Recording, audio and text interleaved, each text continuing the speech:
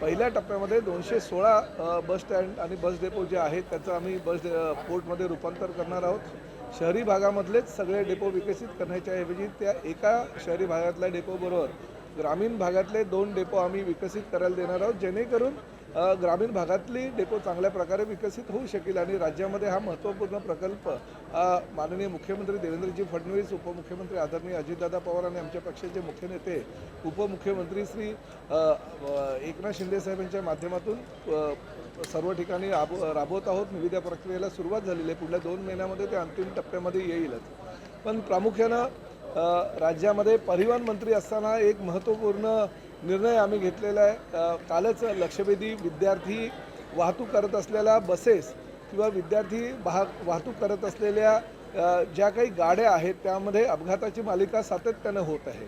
गेल्या अनेक वर्षापासून आपल्यालाही कल्पना आहे की राज्यामध्ये रोड ॲक्सिडेंटचं प्रमाण हे मोठ्या प्रमाणात झालेलं आहे। याचं कारण आम्हाला कळलं की 40% जे पादचारी असतात ते अपघातामध्ये बळी पडतात। 2 व्हीलरवाले जे असतात ते सुद्धा अपघातामध्ये बळी पडतात। अशी त्यांची संख्या फार मोठ्या प्रमाणात 60% तर बळी पडणाऱ्यांची संख्या ही रस्त्यावरून ट्रॅफिकच्या माध्यमातून किंवा क्रॉसिंगच्या माध्यमातून जे लोक ट्रॅफिकच्या ज्या सूचना असतात त्याचं अवलोकन न करत असल्यामुळे मृत्युमुखी पडत असल्याच्या गोष्टी आमच्या निदर्शनास आलेल्या आहे।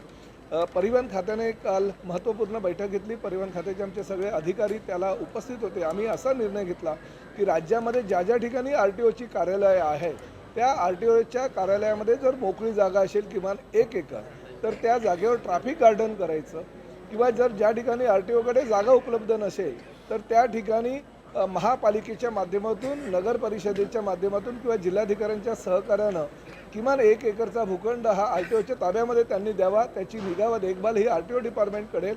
राज्य शासनाच्या केंद्र शासनाच्या रोड सेफ्टीचं जे फंड आमच्याकडे भरपूर मोठ्या प्रमाणात उपलब्ध होत आहे त्यातून तो खर्च करेल। किमान एका ट्रॅफिक गार्डनसाठी 1 कोटी रुपये आम्ही खर्च करू। तर राज्यामध्ये 60 ठिकाणी आम्ही ट्रॅफिक गार्डनची निर्मिती करणार आहोत आणि ट्रॅफिक गार्डनमध्ये दर आठवड्यातून 1 दिवस हा RTOचा अधिकारी त्या ठिकाणी जाईल। शालेय विद्यार्थी, महाविद्यालयीन विद्यार्थी आणि सर्वसामान्य लोक म्हणजे विद्यार्थ्यांचे पालकसुद्धा त्या ठिकाणी येतील आणि ट्रॅफिकच्या समस्या किंवा ट्रॅफिकच्या सूचना ज्या आहेत त्याचं ते अवलोकन करतील, त्याचं मार्गदर्शन करतील, विद्यार्थ्यांना त्याचं महत्त्व पटवून देतील, जेणेकरून भविष्यामध्ये ह्या ट्रॅफिकच्या गार्डनच्या माध्यमातून अपघातांची मालिका जी आहे ती कमी होईल। सर, पण हा गेम चेंजर प्रोजेक्ट ठरेल? हा गेम चेंजर प्रोजेक्ट पूर्ण देशाच्या दृष्टिकोनात तर ठरेल, कारण पहिला महाराष्ट्र हे पहिलं राज्य आहे की ट्रॅफिक गार्डनच्या माध्यमातून विद्यार्थ्यांना त्याचबरोबर महाविद्यालयीन विद्यार्थी आणि सर्वसामान्य त्या विद्यार्थ्यांच्या पालकांना सुद्धा ट्रॅफिकचं महत्त्व समजून देतील। आजपर्यंत ट्रॅफिकच्या ह्या समस्यांमुळे अनेक लोकांचे जीव गेलेले आहेत आणि त्यामुळे ती संख्या दिवसेंदिवस वाढते आहे। ही संख्या कमी करायची असेल तर जनजागृती हा फार मोठा पर्याय आहे।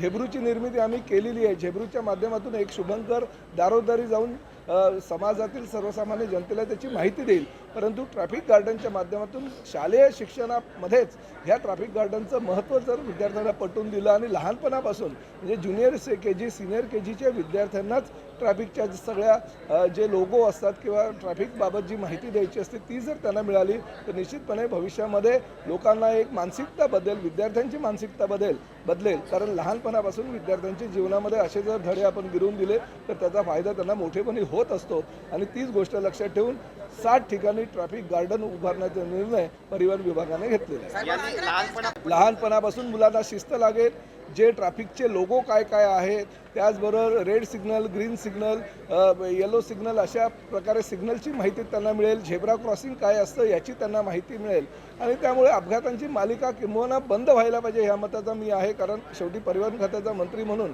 राज्यामध्ये जर विद्यार्थ्यांचे बळी जात असतील, सर्वसामान्य जनतेचे जर बळी जात असतील ह्या रोड ॲक्सिडेंटमुळे तर निश्चितपणे ते भूषणावं नाही आहे। केंद्र शासन आणि राज्य शासन करोडो रुपयाचा खर्च ह्या ट्रॅफिकच्या समस्येसाठी खर्च करतात, रोड सेफ्टीसाठी खर्च करत असतात। त्याचा विनियोग जर अशा प्रकारे केला तर एक चांगलं उद्यानसुद्धा सर्वसामान्य जनतेला मिळेल जे 365 दिवस खुलं असेल, परंतु आठवड्यातून 1 दिवस RTOचे अधिकारी जाऊन त्यांना सगळी माहिती देईल, त्यांना सगळे नियमावली चे धडे जे आहेत ते दिले जातील। त्यामुळे मुलं जशी जशी मोठी होत जातील तशी तशी त्यांना शिक्षणाबरोबर ट्रॅफिकचं महत्त्व सुद्धा कळायला लागेल. काल शिंदे साहेबांची रवींद्र चव्हाण यांची बैठक झाली. कारण स्थानिक स्वराज्य संस्थेच्या निवडणुकीमध्ये शिवसेना आणि भाजप जो वाद निर्माण तो आता पूर्णपणे शमलाय का, आणि महानगरपालिकेच्या निवडणुकांसाठी कशा प्रकारे तयारी आता पूर्ण केली? पहिली गोष्ट अशी की शिवसेना आणि भारतीय जनता पार्टीमध्ये कधी वाद नव्हता, परंतु शेवटी काही गोष्टी अशा असतात की एक दुसऱ्याला म्हणजे आमच्या भाषेमध्ये जर सांगायचं असेल तर कारेला आरेनं हे उत्तर द्यायचं असतं, आणि त्या कारेला आरेनं उत्तर कार्यकर्त्यांनी दिलं, त्यामुळे ते युतीमध्ये बिघाडी झाली असं समजलं जायचं, परंतु तसं बिलकुल नाही आहे. 3 दिवसापूर्वीच माननीय देवेंद्रजी फडणवीस, एकनाथ शिंदे साहेब, बावनकुळे साहेब, रवींद्र चव्हाण साहेब ह्यांची बैठक झाली होती.